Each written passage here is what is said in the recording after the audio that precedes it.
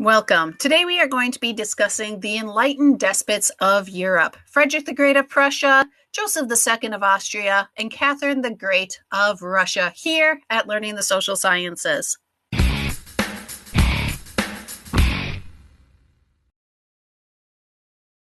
Enlightenment philosophers pushed for numerous reforms from politics to economics to society. Many railed against absolute leaders who held exorbitant power. Rousseau, John Locke, Voltaire, and many others called out for reforms to be made and for the people to have a say in their government. Although enlightened despots continued to maintain their absolute power, they did make changes based on the philosophies of the time within their countries on a political and social level. Frederick the Great reigned in Prussia, a growing nation with its capital in Berlin. He loved and embraced the Enlightenment. He was a patron of the arts, and he even had Voltaire live at his palace. He's known for modernizing Prussia's bureaucracy, military, taxation system, and civil service system.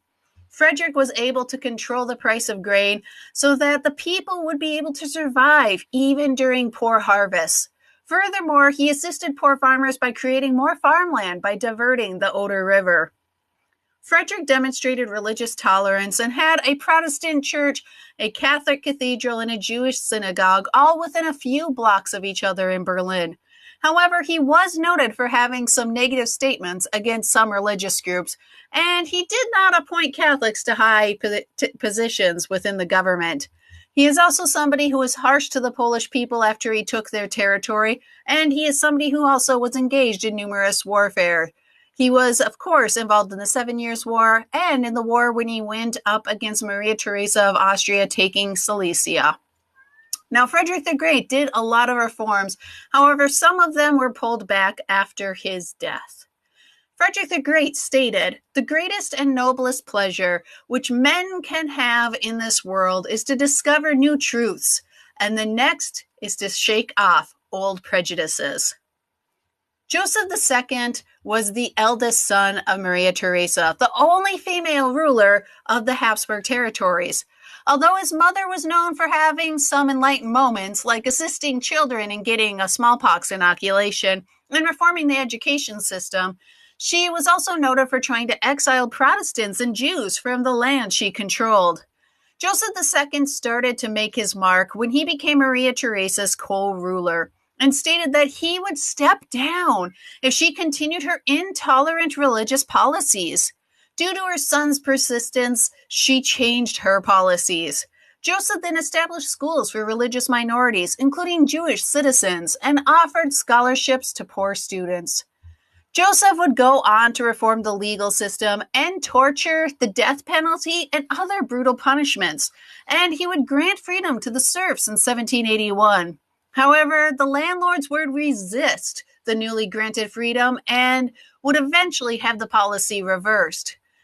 To make the tax system more equitable, he created a land tax that forced anyone who owned land to pay taxes, including the nobility. That is something that France should have considered prior to the French Revolution. Although many of his reforms were not long-standing due to his successor reversing many of them, and others actually disappearing during his own reign, he did end censorship of the press and the theater, and he did expand education for his people. Joseph II is quoted as saying, "Here lies a prince whose intentions were pure, but who had the misfortune to see all his plans collapse." Catherine the Great was a German princess who managed to become the sole leader of Russia after a civil war and after the death of her husband, Tsar Peter III. Although she was classified as an enlightened despot, her reforms were limited as she mainly made her mark by supporting the arts and sciences and by also supporting philosophers. For example, when Diderot ran into trouble in France due to his publishing and writing of the encyclopedia, she offered her protection and a place for him to write in Russia. Like the other enlightened monarchs of her time, Catherine is also noted for improving the education system. This project included making an institute just for girls to be able to have an education. Catherine had the longest reign of any female ruler in Russian history, serving over 30 years. She admired the reforms of Peter the Great and also wanted to continue the modernization projects that he had began, moving Russia further to the west culturally. She continued to reduce the power of the nobility while also dividing Russia into provinces and districts. She also instituted various economic reforms over her 30 years. Catherine is quoted as to saying, "The laws ought to be so framed as to secure the safety of every citizen as much as possible. Political liberty does not consist in the notion that a man may do whatever he pleases. Liberty is the right to do whatever the law allows. The equality of the citizens consists in that they should all be subject to the same laws."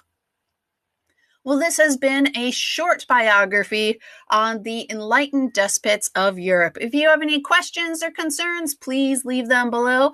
And always remember to like and subscribe. Bye-bye.